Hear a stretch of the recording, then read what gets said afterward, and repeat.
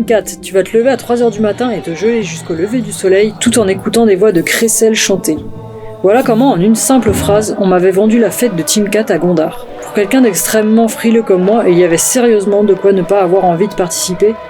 Pourtant, la description que l'on m'en avait faite ne pouvait pas être plus éloignée de la réalité de ce qu'est Timkat. Alors oui, je me suis levé à 4h du matin et j'ai effectivement eu assez froid jusqu'au lever du soleil, mais j'ai surtout vécu la commémoration du baptême du Christ et les noces de Cana avec des centaines de milliers d'Éthiopiens orthodoxes dans les rues de Gondar et au bain de Fasilidas, après une nuit de prière à la bougie. Mais pour mieux comprendre ce qu'est Timkat, reprenons depuis le début. Lundi 16 janvier, nous repérons les lieux pour le grand jour et prenons nos marques au bain de Fasilidas.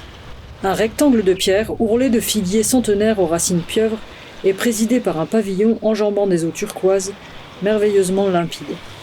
Le bassin est rempli une fois l'an pour l'occasion, grâce à un canal dérivant la rivière voisine, alors que nous nous demandons où nous positionner pour avoir la meilleure vue possible sur la cérémonie. On allait avoir, suivant cette ligne, des prêtres et en face de l'autre côté aussi des prêtres habillés en blanc et noir avec le drapeau éthiopien, avec leur grosse croix, qui feront la procession et qui vont bénir l'eau. Avoir des tas de jeunes de personnes qui vont sauter à l'intérieur.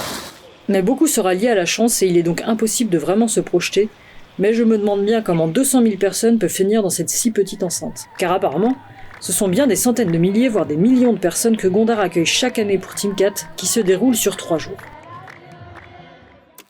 Le 18 janvier, appelé Ketera, est le jour des préparatifs. Ce jour-là, les tabots, des coffres en bois symbolisant l'arche d'alliance, sont sortis des églises enveloppés de tissu et de soie. Au cours d'une cérémonie grandiose, en portant les tabots sur la tête, le prêtre le plus ancien de chaque église conduit la procession, symbolisant le chemin parcouru par le Christ depuis la Galilée pour se rendre au Jourdain. La tradition de l'église orthodoxe éthiopienne veut que Ménéling Ier, fils de Salomon et de la reine de Saba, ait pris l'arche d'alliance aux Juifs à Jérusalem parce qu'ils avaient perdu la foi et ne suivaient plus les commandements de Dieu. Bien qu'elle ne soit que des copies de l'arche d'alliance originelle dont les orthodoxes éthiopiens affirment qu'elle est conservée dans la ville d'Aksum, ces répliques sont tellement saintes que de jeunes gens doivent dérouler un tapis rouge de 15 à 20 mètres devant les prêtres pour éviter que leurs pieds ne touchent le sol. Sous un soleil de plomb et pendant 3 à 4 heures, un cortège ininterrompu de musiciens, prêtres, diacres et de tuniques blanches cousues de croix dorées, vertes ou encore bleues, prend possession des rues de Gondar au son des trompettes et des tambourins. L'école du dimanche, un ensemble de jeunes garçons et filles qui suivent le catéchisme et apprennent des chants religieux après l'office dominical, ouvre la marche, martelant des tambours en peau de vache portés en bandoulière, interprétant des chants spirituels appelés Sheb Sheba ou Timkat Mezmour. Puis viennent les porteurs d'encensoirs baignant clergé et fidèles de fragrances capiteuses. Derrière les encensoirs viennent les diacres portant sur leur tête des couronnes et à la main des croix de procession, aux entrelacs de bois sculptés, de cuivre repoussé ou d'argent ciselé. Et enfin ils sont là, les prêtres portant les tabots, protégés par des ombrelles colorées affichant un masque sibyllin. Je passe sous des rangées de banderoles vertes, jaunes et rouges, les 3 couleurs du drapeau éthiopien. Le jaune représente la paix et l'harmonie entre les divers groupes ethniques et religieux d'Éthiopie, le vert symbolise l'espoir, la terre, la fertilité, et le rouge la force. Je m'arrête face à une nouvelle troupe de chanteurs entourés de badauds, prompts à scander avec vigueur et avec plus ou moins de justesse des hymnes au Seigneur. Les drapeaux volent au vent alors que derrière moi résonne déjà l'écho des tambours frappés par les élèves de l'école du dimanche. Les chars, présentant des scènes bibliques, dont l'arche de Noé et le baptême du Christ, sont visibles au loin. Je veux avoir le temps de me poster stratégiquement dans l'enceinte pour avoir un bon angle de vue, alors je quitte la procession. À l'intérieur de l'enceinte, beaucoup d'Éthiopiens prient les yeux fermés ou lisent un livre écrit en gaze, à moitié accroupis, une position finalement très agréable et reposante une fois qu'on la maîtrise. Une petite fille, une croix de la libella autour du cou, serre son papa dans ses bras, le sourire aux lèvres. Les meilleures places sont déjà prises, mais j'ai bon espoir d'apercevoir quelque chose quand même. Les tabots pénètrent dans l'enceinte après 5 heures de procession. Coup de chance, je les vois s'avancer sur la passerelle et s'arrêter devant le fortin. Une prêche commence et tout le monde se lève avec déférence. À nouveau, je me fais bousculer de tous les côtés et je n'ai pas la volonté de bousculer ceux qui m'entourent pour m'imposer au premier rang. Ils sont éthiopiens orthodoxes et ils ont peut-être plus besoin de voir que moi, alors je me laisse guider par notre interprète et fais ce que je peux d'où je suis. Ce soir, plongé dans l'obscurité, les Éthiopiens veilleront et prieront à la lueur des bougies. Comme je me lève aux aurores et après avoir tenté de comprendre le discours pendant 30 minutes, je ne m'éternise pas et quitte le lieu. Cette nuit du 18 janvier, les Éthiopiens les plus courageux l'ont passé à prier et à chanter. Peu habitué à la chaleur et à la foule, j'ai dormi jusque 2h du matin. Il fait nuit et nous venons de passer les portes de l'enceinte des bains de Faciladas. Des petits groupes se sont formés autour de feux de brindilles allumés à l'arrache pour se réchauffer faiblement. D'autres se tiennent toujours et encore debout, éclairés par la flamme vacillante de leurs bougies. Je marche le plus légèrement possible entre les corps allongés sur l'herbe pour ne réveiller personne. Ils ont sans doute lutté contre le sommeil en vain. Roulés dans leurs grands foulards blancs, ils dorment paisiblement, sans doute bercés par une voix monocorde et répétitive, qui se répercute contre les troncs de quelques arbres pieuvres bordant les bains. Il est 4h58 et je ne sais pas quand l'office va commencer. Je ne comprends rien à ce que j'entends.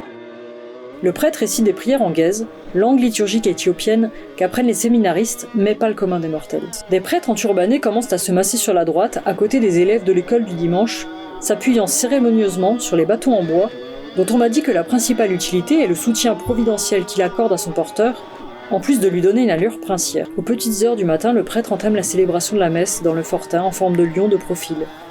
On ne voit rien, on entend seulement. Loin de me déranger, les voix m'apaisent et pourtant l'harmonie n'est pas tellement au rendez-vous. Le jour s'est levé, mais j'ai perdu le compte des heures.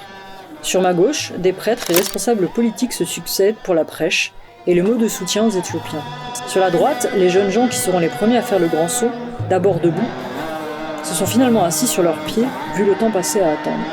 Mais beaucoup s'impatientent et des sifflets retentissent sur la gauche avant de se propager à l'intégralité du lieu. Loin de déranger les officiels, ils semblent les encourager à poursuivre. Et tout finit par s'accélérer. Un prêtre bénit les termes et la litanie de prières et des oraisons se conclut par un vibrant Alléluia. C'est le signal. Mais autour de moi, tout le monde est pris de court et se réveille trop tard. Au son des trompettes, les séminaristes, puis les fidèles qui le souhaitent, plongent dans l'eau gelée, renouvelant les vœux qu'ils ont prononcés lors du baptême. Dans la foule, les plus téméraires aspergent d'eau les récalcitrants à coups de jets ou de bouteilles d'eau particulièrement fraîches. Dans une cohue indescriptible et un vacarme libérateur, tout le parterre semble vouloir se jeter à l'eau. Le miroir placide, presque zen, devient flaque furieuse. Chacun hurle à plein poumon, embrasse son voisin, rit haut et fort, lève les bras au ciel. Des Éthiopiens escaladent les arbres pieuvres pour surplomber le bassin, se tenant par un doigt à une branche qui ne demande qu'à céder. Quelques mètres plus bas, personne ne relève la tête pour s'assurer que le ciel ne va pas leur tomber sur la tête. Alors, le courageux Éthiopien s'agrippe pour ne pas tomber dans un vacarme tonitruant sur son confrère, du dessous, jusqu'à n'en plus pouvoir et lâcher. Je m'étonne qu'il n'y ait pas de blessés, et décide de quitter les lieux avant que la foule derrière moi dégénère, car je les sens dans mon dos s'impatienter. Je vais devoir m'extirper de là, retrouver mon collègue et guide, parmi des centaines de milliers d'Éthiopiens. Il ne reste plus qu'à profiter de l'ambiance et de la fête qui, depuis hier, ne tarit pas dans les rues de Gondar. Nous échangeons quelques mots avec des troupes de danseurs ou simplement des femmes interpellées par notre couleur de peau.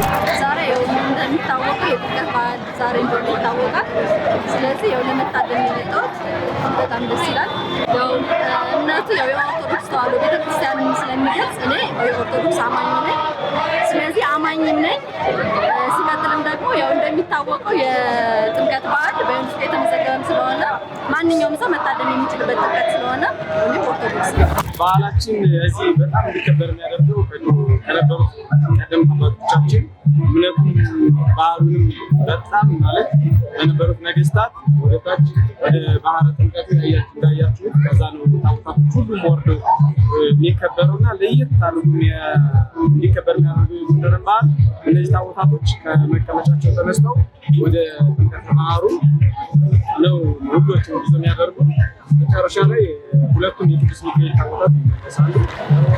Patientons avec des centaines de milliers d'orthodoxes sur la place jouxtant l'église Saint-Michel pour le retour des tabotes. Dans l'après-midi du 19 et le dernier jour de Timkat, le 20 janvier, les tabotes qui avaient été portées à l'eau sont ramenées aux églises lors d'une procession encadrée par les élèves de l'école du dimanche. Tout comme le premier jour, je suis aux anges, mais ce 20 janvier, après avoir filmé et pris des photos, je décide de me fondre dans la foule et de marcher au rythme des tabotes sans courir partout, sans m'inquiéter d'avoir une vue dégagée pour obtenir les meilleurs clichés possibles. Et comme eux maintenant, je sais ce qu'est Timkat et comprends pourquoi beaucoup ici sont venus pour la 4e, 7e et même 10e fois.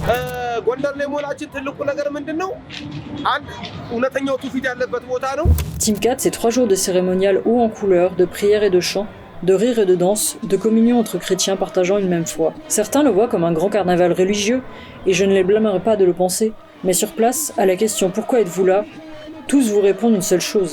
Je suis là pour fêter le Christ. Alors comme eux, qui le chantent à tue-tête, je veux vous dire, à l'année prochaine à la Libella pour Noël, et à Gondar pour Timkat.